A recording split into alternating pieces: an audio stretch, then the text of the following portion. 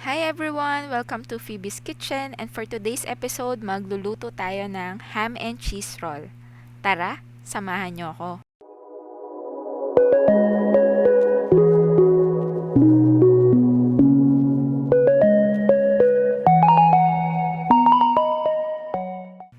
Ito ang mga ingredients na kailangan. Loaf bread or tasty, cooked ham, cheese, bell pepper, egg, breadcrumbs, mayonnaise, ketchup, and mantika. So, unahin natin i-prepare yung tasty or yung bread. So, kuha lang tayo ng rolling pin. I-flatten lang natin siya.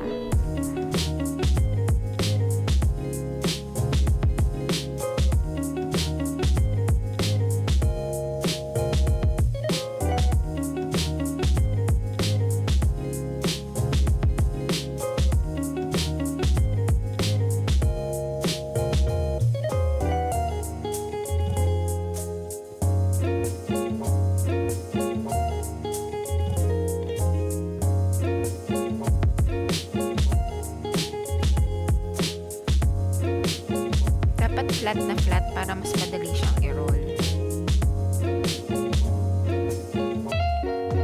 So, ganyan.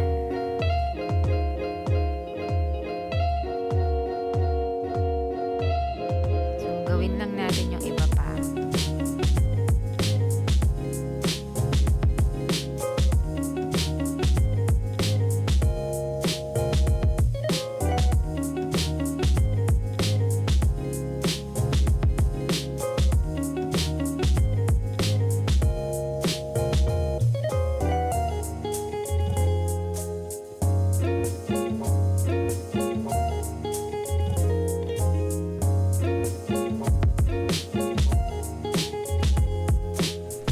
Natapos ko na.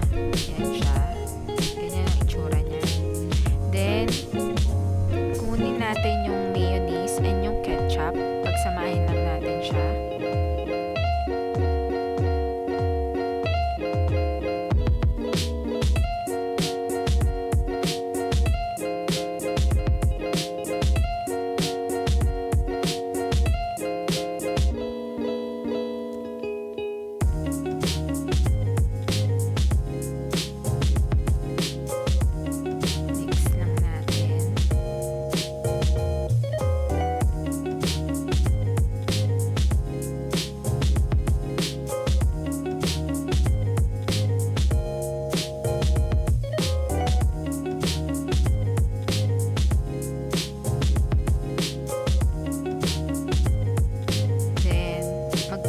Magbati lang tayo ng egg.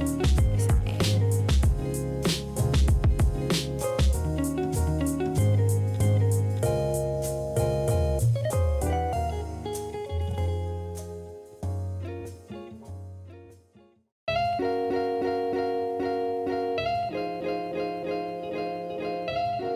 Pag okay na, set aside muna natin. Then, ito nga pala yung bell pepper. So, kinat ko siya into strips. Green bell pepper yung gamit ko. Pwede rin naman red. So, yung cheese, hiwain lang natin siya into strips din.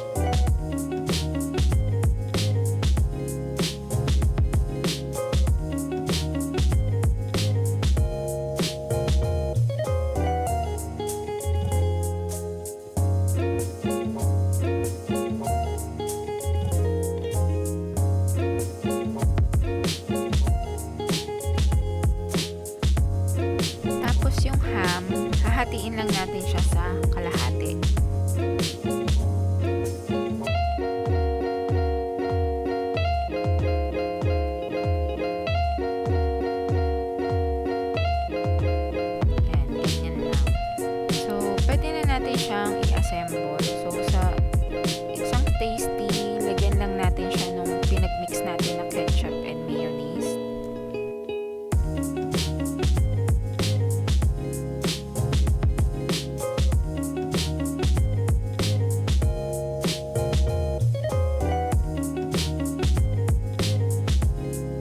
Lagay tayo ng ham,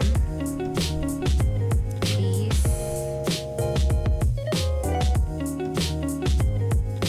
and yung bell pepper.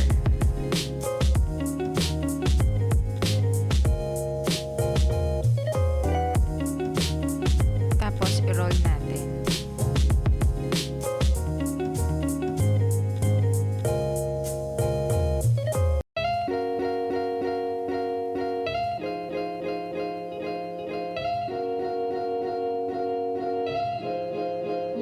So, ulitin lang natin siya. Lagay tayo ulit ng mayonnaise and ketchup mixture.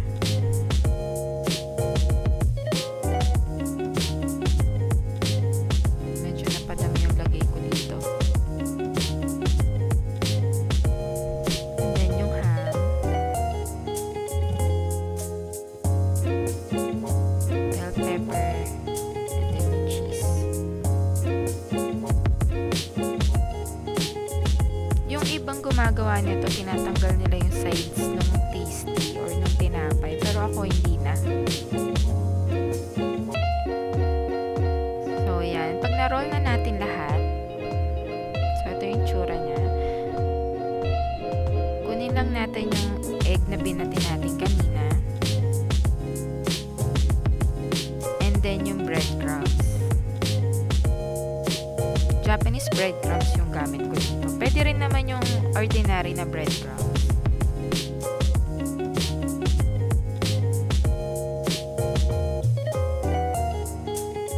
So, i-dip lang natin yung rolls sa egg.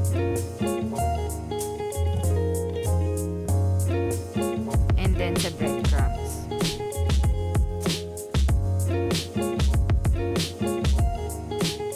Coat lang natin siyang mabuti.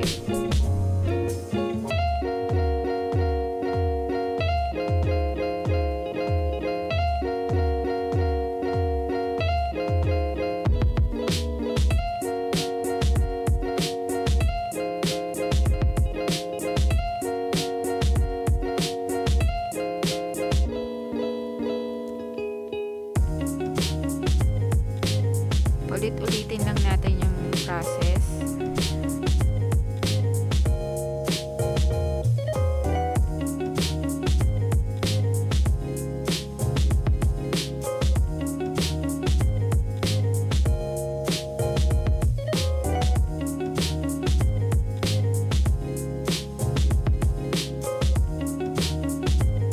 Sobrang dali lang nito. Pwedeng-pwede siyang pang merienda.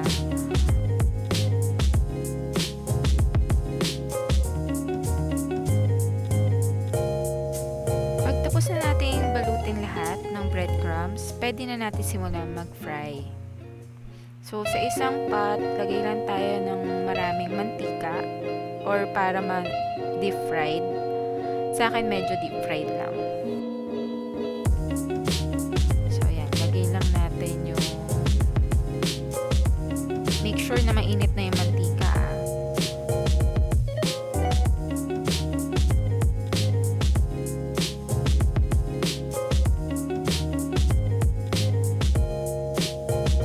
So, antayin lang natin mag-golden brown all sides or yung buong roll.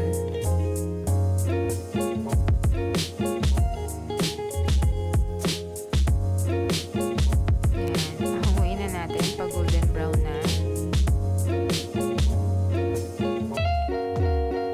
So, ulit-ulitin lang natin yung process ng pagprito.